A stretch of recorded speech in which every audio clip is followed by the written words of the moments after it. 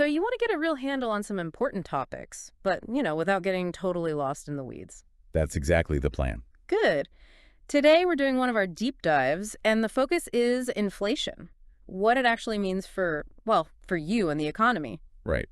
And at its core, inflation is really just about the average price of things, goods, services kind of creeping up over time. Dripping up. Yeah.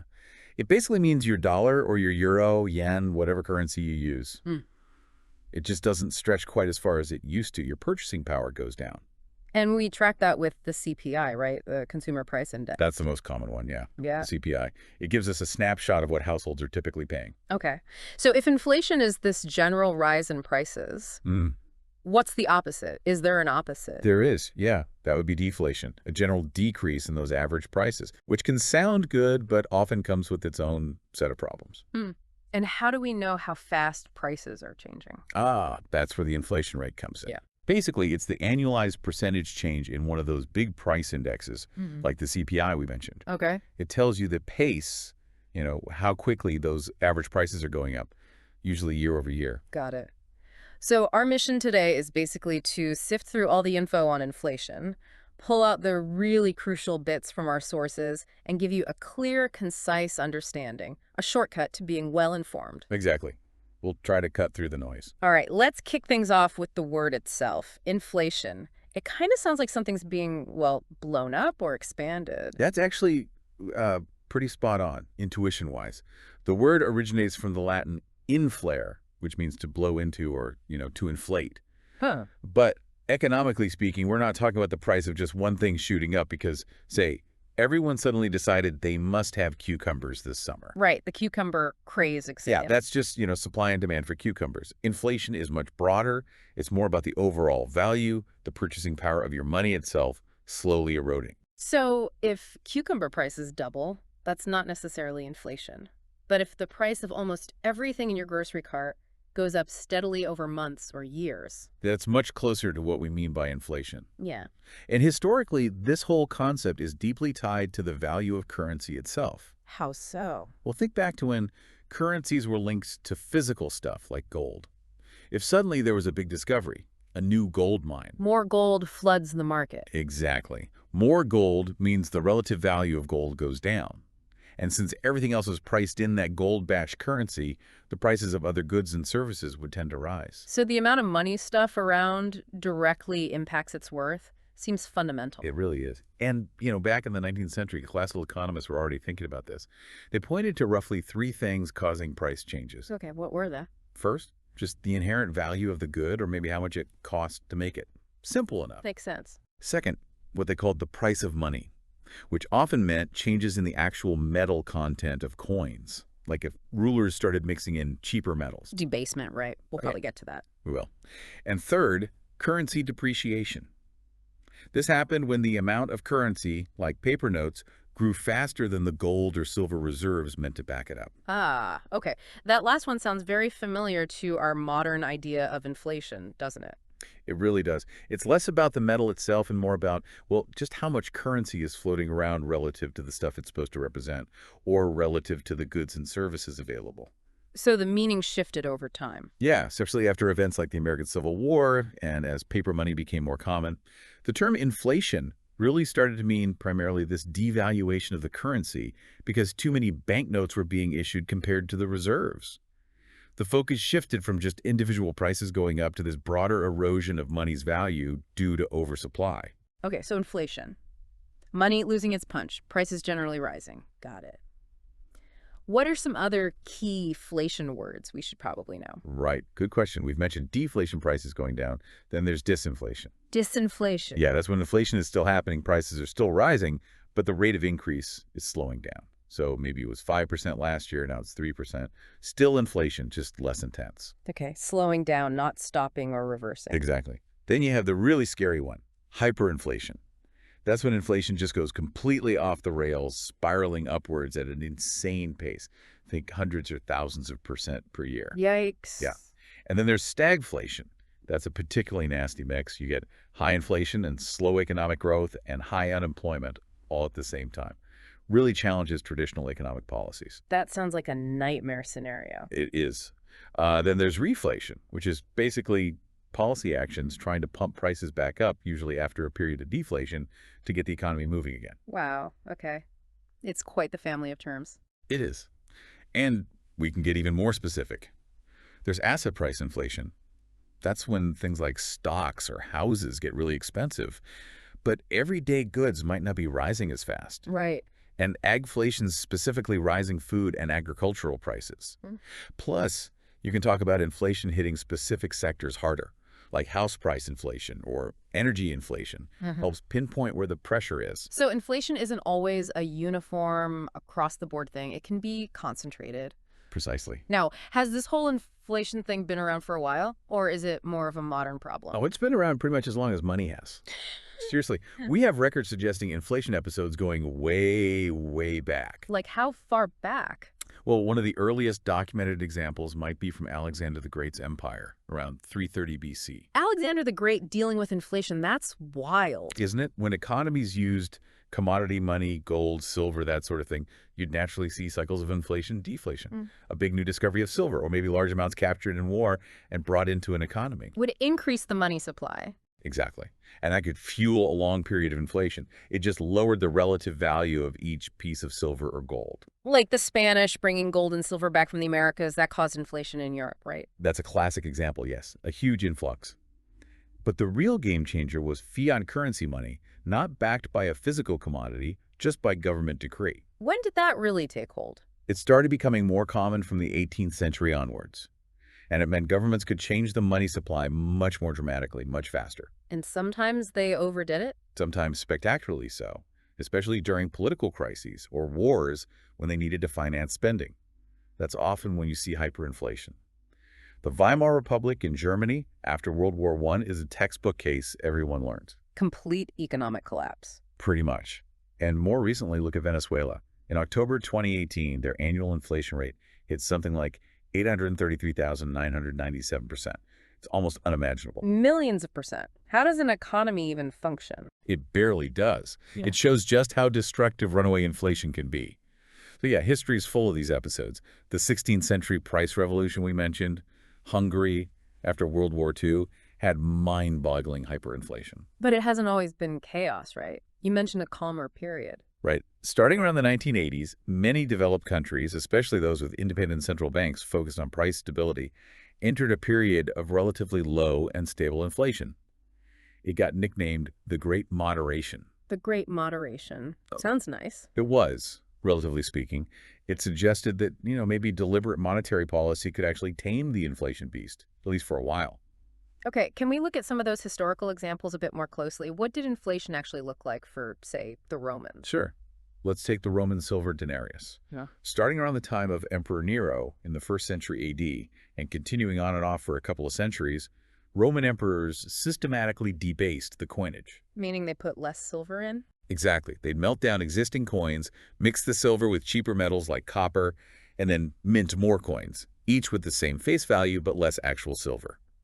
It was a way to stretch the state's finances, pay soldiers, fund projects. But people weren't stupid, right? They must have noticed the coins weren't pure silver anymore. Eventually, yes.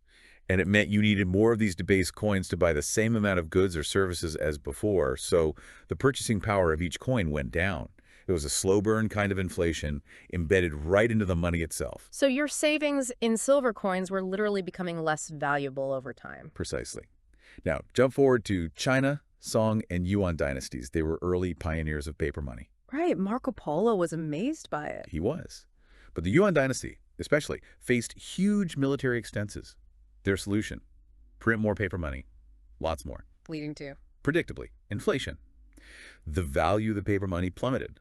It got so bad that the subsequent Ming dynasty initially tried to ditch paper money altogether and go back to copper coins, partly because they remembered the Yuan inflation disaster. Fascinating. Paper money causing inflation right from the start. What about that story with Mansa Musa, the West African emperor? Ah, Mansa Musa of Mali. His Hajj, his pilgrimage to Mecca in 1324, is legendary. He traveled with an enormous entourage and, crucially, vast quantities of gold. And he spent it freely. Extremely freely. When his caravan passed through Cairo, he spent and gave away so much gold that it significantly depressed the local price of gold for more than a decade afterward. So much gold flooded the market, it became less valuable. Exactly. All that extra supply lowered gold's relative value, which meant the prices of other goods, when measured in gold, effectively went up.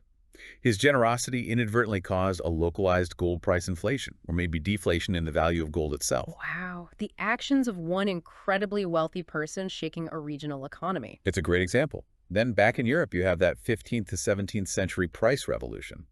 Prices across Western Europe might have increased something like sixfold over 150 years. Sixfold. What drove that? The primary suspect is the massive inflow of gold, and especially silver, from the New World, pouring into Europe, primarily via Spain. It dramatically increased the continent's money supply. So more money chasing roughly the same amount of goods. That's the basic quantity theory explanation, yeah. Some historians also add complexity, suggesting maybe population recovery after the Black Death played a role, increasing demand, and then the silver just amplified it. It was likely a mix of factors. A perfect storm of sorts. And this pattern, you said, inflation then maybe deflation, kept going. Yeah, pretty much intermittent inflation and deflation until the 20th century. The Great Depression in the 1930s was a major deflationary period. But since then, the general trend globally has been more towards rising prices, albeit at varying rates. With some significant spikes, like the 70s. Exactly. The 1970s and early 80s saw concerningly high double-digit inflation in many industrialized countries. That really shook things up. Then it calmed down again for the Great Moderation. But high inflation hasn't vanished. Think of Zimbabwe, or recent episodes in Argentina, Turkey, and even the surge many countries saw post-COVID. Okay, so a long and often dramatic history. Let's talk about merriment. How do we actually put a number on inflation today? You mentioned the CPI. Right. Measuring inflation isn't perfectly simple because prices are always changing for different reasons. But we rely on price indices. The idea is to track the average price change of a representative basket of goods and services over time. A basket, like a shopping cart. Sort of, yeah. Statisticians figure out what typical households buy: food, housing, transportation, clothes, healthcare, entertainment, etc., and assign weights to these categories based on how much people spend on them. Then they track the prices of specific items within those categories month after month. And the CPI is the most common one for consumers. It is.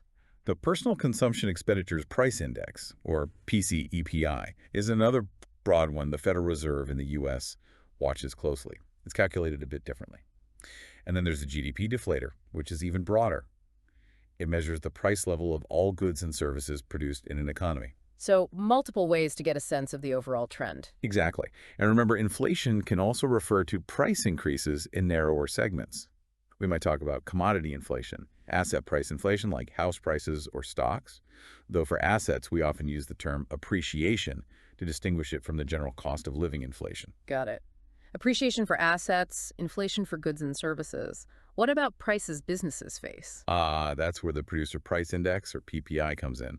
It tracks the prices received by domestic producers for their output. It's sometimes seen as a leading indicator for consumer inflation, because if producers' costs go up, they might eventually pass those costs on to consumers. Makes sense. Any other key indices? Well, there's the Employment Cost Index, ECI, which tracks wages and benefits, and a really important concept is core inflation. Core inflation, you mentioned that earlier. What's excluded? It typically excludes food and energy prices. But food and energy are huge parts of most people's budgets. Why take them out? They are, absolutely. But their prices tend to be very volatile, bouncing around due to short-term factors like weather affecting crops or geopolitical events impacting oil prices. Central banks often look at core inflation because they feel it gives a better signal of the underlying, more persistent inflationary trend in the economy, the part they can actually influence with monetary policy over the medium term. They're trying to look through the short-term noise. Okay, so it's about finding the underlying signal versus the temporary static. How is the actual inflation rate calculated from an index like the CPI? It's pretty straightforward math, actually. You take the index value for the current period, subtract the index value from a previous period, like a year ago, divide that difference by the previous period's value, and then multiply by 100 to get a percentage. So current index, past index 100. Exactly. If the CPI was, say, 250 last year and it's 260 this year, the calculation is 260, 250, 250, which is 10, 250 or 0.04, multiply by 100, and you get 4% inflation.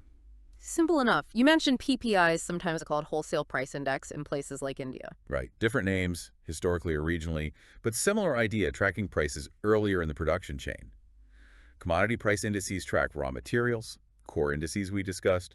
The GDP deflator is super broad. You can look at regional inflation, historical inflation estimates, and asset price inflation. And then there were those more unusual indices, just for fun. Ah, yeah.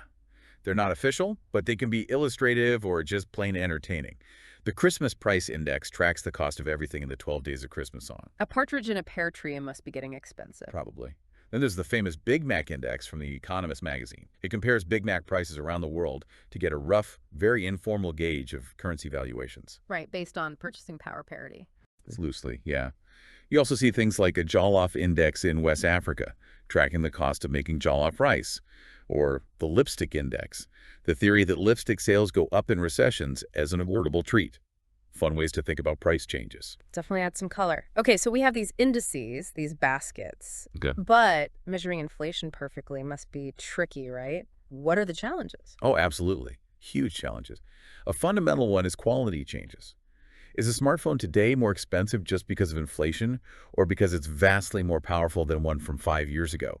How do you adjust the price for that better quality? Yeah, how do I do that? Statisticians use various techniques, like hedonic pricing, where they try to estimate the value as specific features. But it's complex and involves judgment calls. They also have to update the basket of goods itself over time. People stop buying VCRs and start streaming movies, right? True, the basket can't be static. Exactly. So they periodically update the items and their weights to reflect current spending habits. But this updating process itself can introduce issues. And sometimes, consumer habits change really abruptly. Like during the pandemic? Perfect example. Suddenly, nobody was spending money on flights or movie tickets, but spending way more on groceries and home office equipment. The pre-pandemic weights in the CPI basket might not have accurately reflected actual spending for a while, leading to potential bias in the measurement. So the official rate might have been slightly off from what people are really experiencing. It's possible. Plus, everyone's personal inflation rate is different because we all buy different things.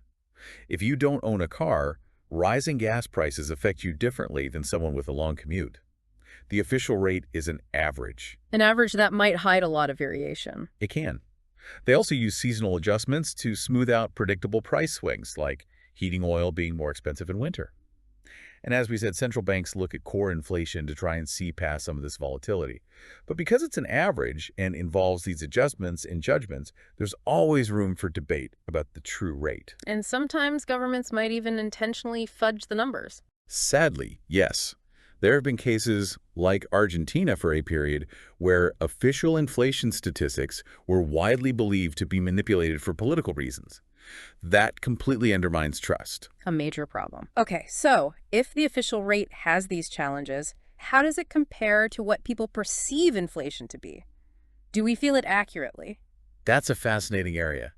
Some economic research actually suggests the true inflation rate, in a technical sense accounting for quality improvements in new goods, might even be slightly lower than the official figures suggest, because the indices might not fully capture how much better products are getting or the value of having entirely new things available. So we might be getting slightly more bang for our buck than the numbers show. Potentially. But here's the flip side. People often feel like inflation is much higher than the official rate. Why is that? Several psychological factors seem to be at play. We tend to notice and remember price increases more than price decreases or prices staying stable. We also focus on things we buy frequently, like gas and groceries, whose prices can be quite volatile. If milk goes up 20 cents, you notice. If the price of a TV drops $50, you might not notice unless you're actively shopping for one. Frequency bias and loss aversion, almost. Kind of, yeah. Plus, as we said, your personal basket matters. And the cumulative effect is huge. Even 2–3% inflation per year adds up significantly over a decade or two, making things feel much more expensive than you remember, even if the annual rate seems low. Right, that compounding effect. Now, what about the future? Does what people expect inflation to be matter? Oh, massively. Inflation expectations are incredibly important. They influence decisions across the economy. How so? Well, think about wage negotiations.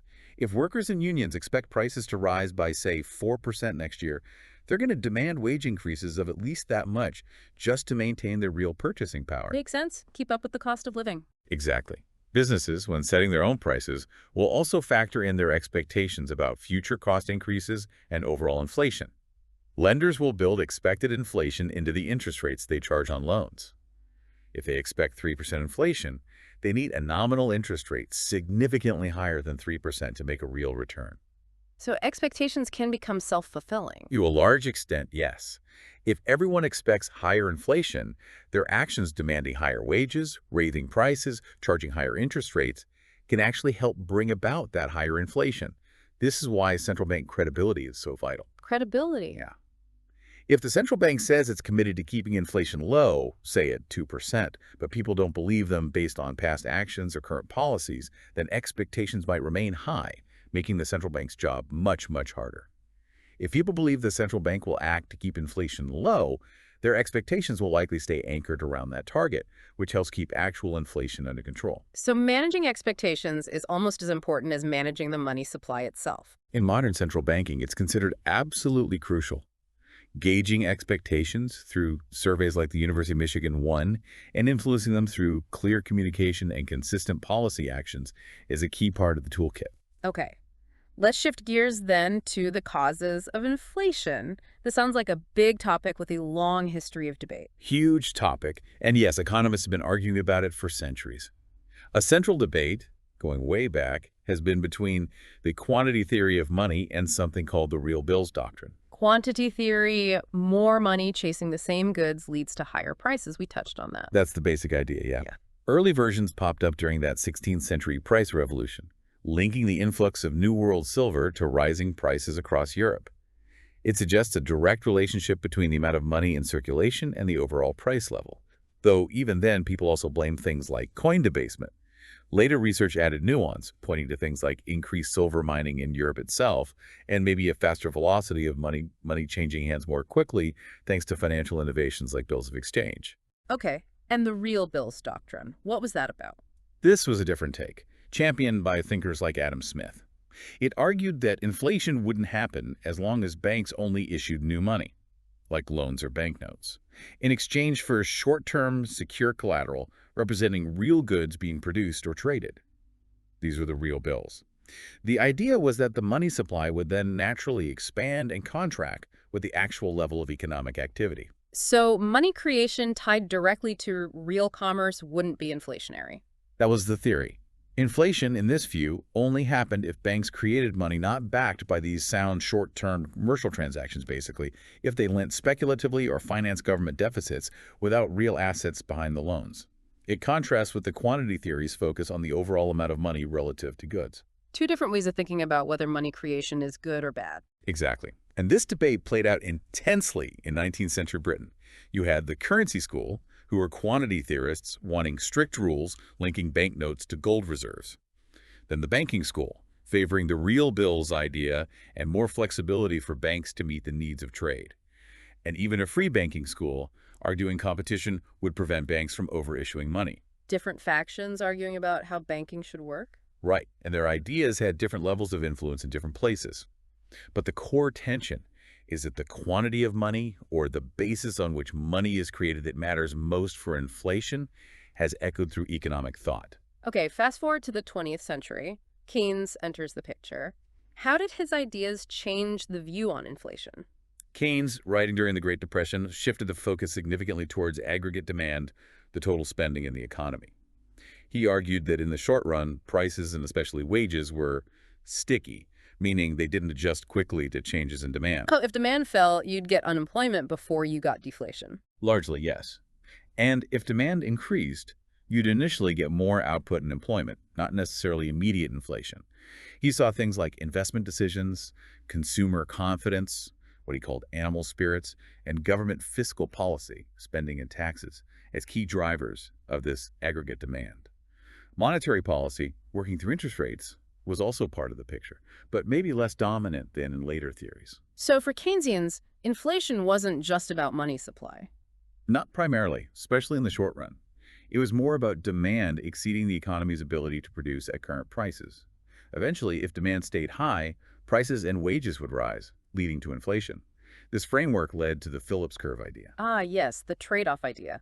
Lower unemployment means higher inflation, and vice versa. That's what Alban William Phillips observed in historical UK data in 1958, this apparent negative correlation. It seemed to offer policymakers a menu of choices. You could tolerate a bit more inflation to get lower unemployment or vice versa. But that relationship broke down, didn't it? The 70s stagflation you mentioned. It did, spectacularly.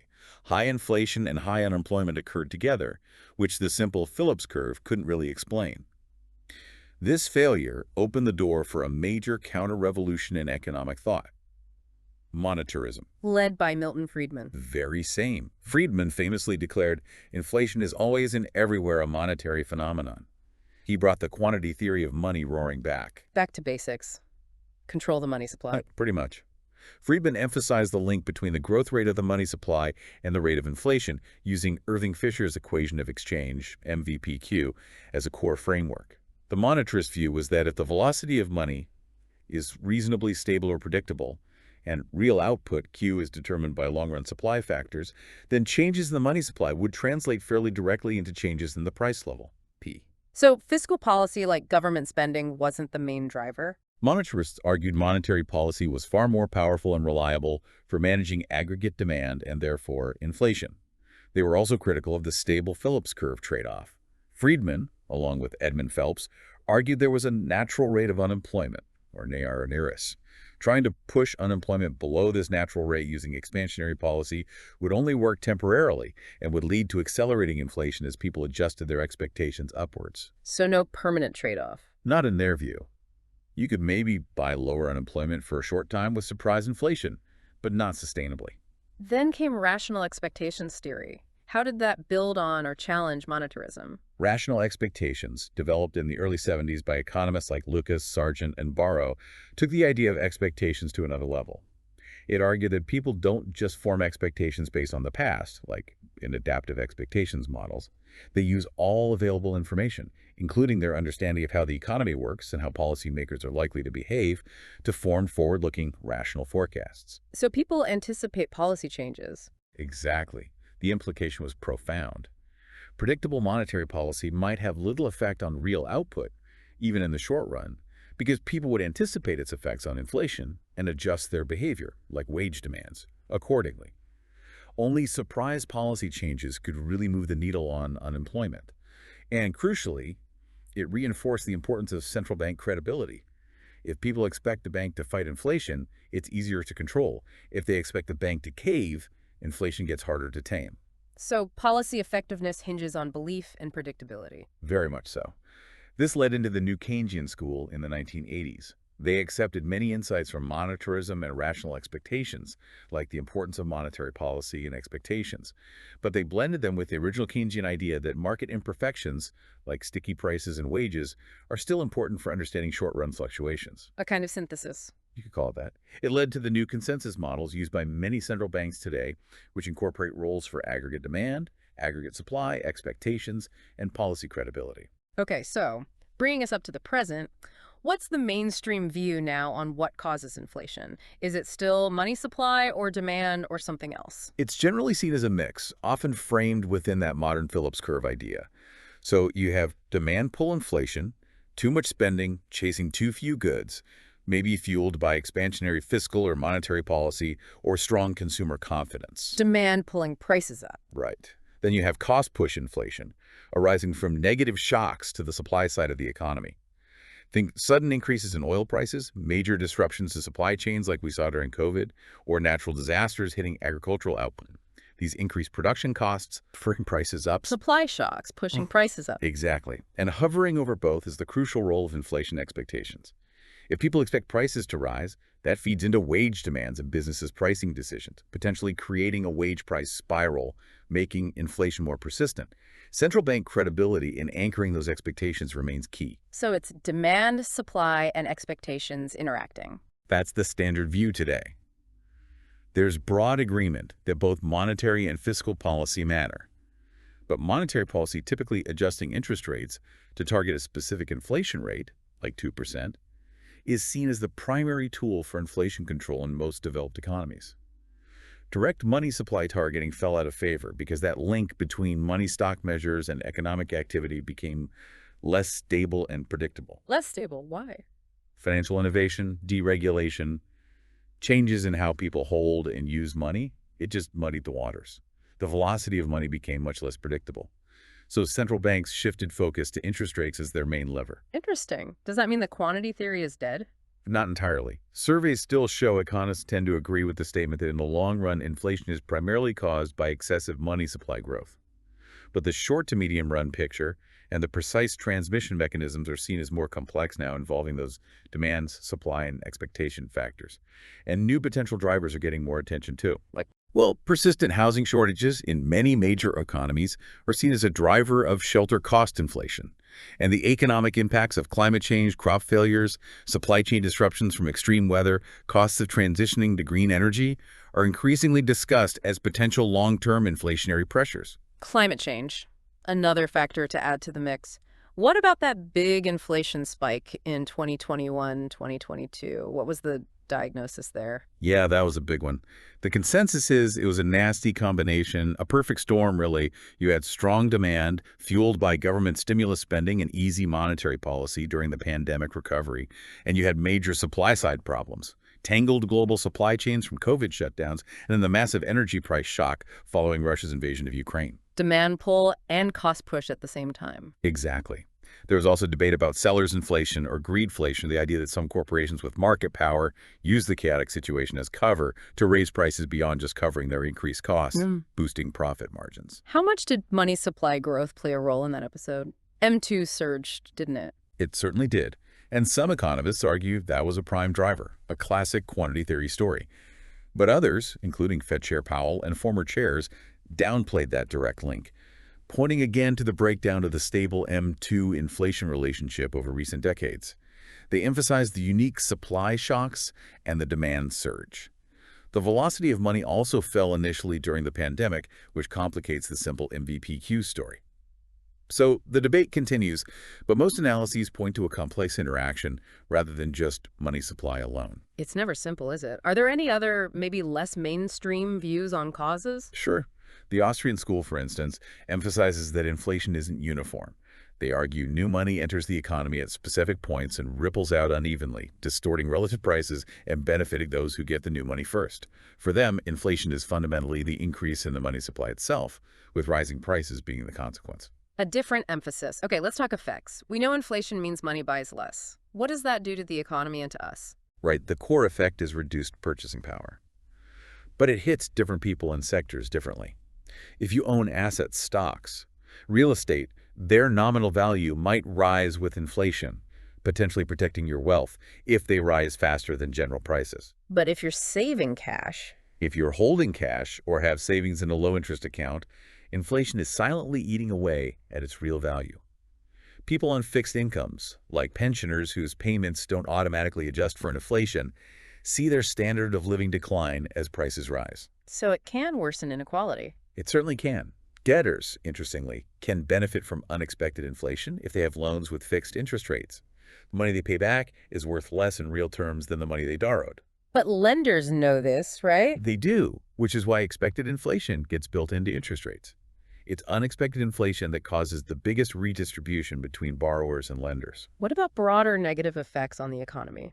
High or unpredictable inflation creates a lot of uncertainty. Businesses find it hard to budget, plan investments, or set prices when costs are unstable. It can lead to inefficiencies as firms spend time trying to cope with inflation rather than producing goods or services. Discourages long-term thinking. Definitely. Uncertainty tends to dampen investment and saving. High inflation can also hurt stock market performance, at least in the short run. And there's the bracket creep issue with taxes.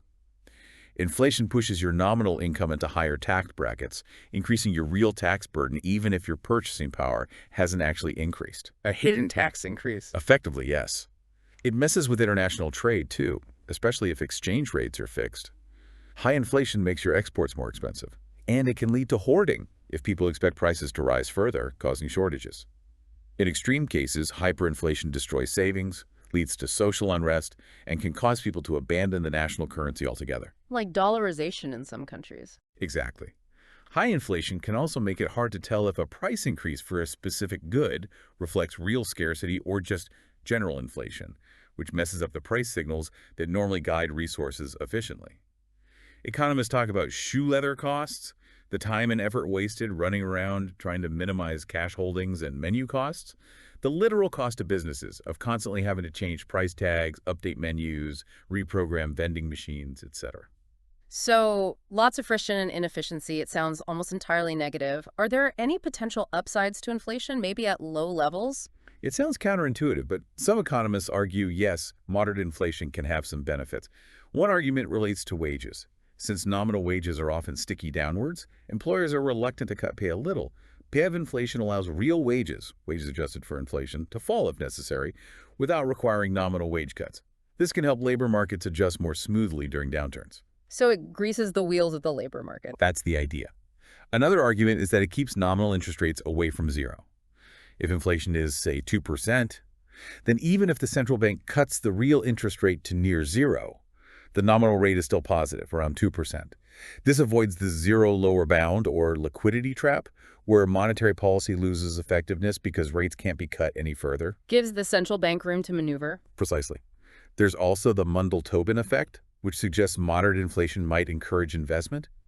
The idea is that inflation makes holding idle cash less attractive, potentially pushing people to invest in capital instead, which could boost growth by lowering the real cost of borrowing. Interesting. So holding money becomes less appealing than investing it. Right. And some argue deflation is actually far more dangerous than low inflation, as it encourages hoarding money, discourages spending and investment, and can lead to vicious downward spirals.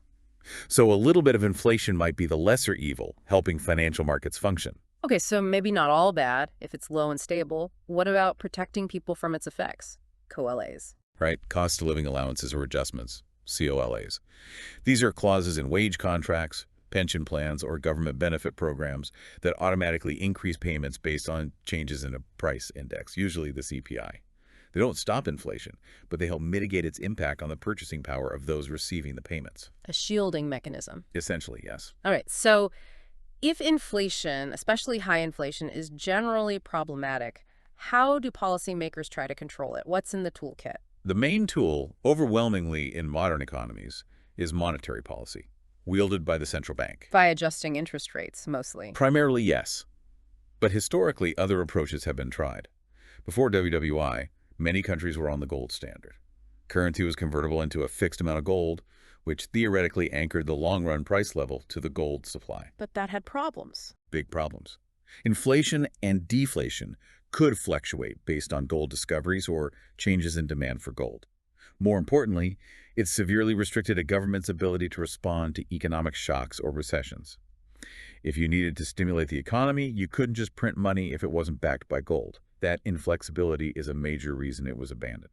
Okay, no gold standard. What else? After WWII, the Bretton Woods system tried to create stable exchange rates, pegged to the US dollar, which was pegged to gold. That also eventually collapsed in the early 1970s. Then came the monetarist experiment with money supply targeting in the 70s and 80s. Central banks tried to directly control measures like M1 or M2 growth. But that didn't stick either. It proved really difficult in practice, as we discussed, because the relationship between those money measures and the economy became unstable. So, starting with New Zealand in 1990, the dominant approach became inflation targeting. Setting an explicit target, like 2%. Yes, exactly. The central bank publicly announces its inflation target and then uses its main policy tool, usually a short-term interest rate, to try and steer actual inflation towards that target over the medium term. How does raising or lowering interest rates actually affect inflation? You work through several channels, the monetary transmission mechanism. Higher rates make borrowing more expensive for businesses and consumers, which tends to dampen investment and consumption spending, cooling down aggregate demand. Lower rates do the opposite, stimulating demand. It also affects exchange rates, asset prices, and expectations, all of which feed through to inflation eventually. And the Phillips curve still plays a role in their thinking. Yes. Even if it's not a simple, stable trade-off, central banks still consider the potential impact of their policies on both inflation and unemployment economic activity when making decisions. Keeping inflation low and stable is also seen as contributing to overall economic stability and reducing the risk of falling into that zero lower bound trap. What about fixing your exchange rate? Do countries still do that to control inflation? Some do, particularly smaller or emerging economies. Pegging your currency to a stable, low-inflation currency, like the US dollar or the euro, can be a way to import monetary credibility and control domestic inflation. Denmark is an example within the OECD that maintains a tight peg to the euro. What's the downside? You give up independent monetary policy. Your interest rates basically have to follow those of the anchor currency country, even if that's not ideal for your domestic economic conditions. A significant trade-off. Lastly, what about just telling businesses not to raise prices, wage and price controls? Incomes policies. These have been tried, often during wartime or periods of very high inflation. The idea is to directly forbid or limit price and wage increases. Does it work? The track record is mixed, at best. Sometimes they can provide a temporary break or help coordinate expectations during a broader disinflation effort. Nixon's controls in the early 70s are often cited as a failure that just created distortions and shortages, with inflation roaring back once they were lifted. Some other experiences, maybe in Australia or the Netherlands involving agreements between government, unions, and businesses, are seen slightly more positively.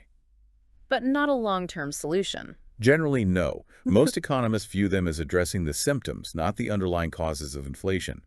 Unless you also address the demand pressures or supply issues driving prices up, controls tend to lead to shortages, black markets, and reduced quality. They're usually seen as a temporary, perhaps complementary tool at best, not a substitute for sound monetary and fiscal policy. Okay, wow. We have definitely taken a deep dive today, from Alexander the Great to the zero lower bound. We covered a lot of ground, yeah. Yeah. Inflation is clearly complex history, measurement, causes, effects, controls.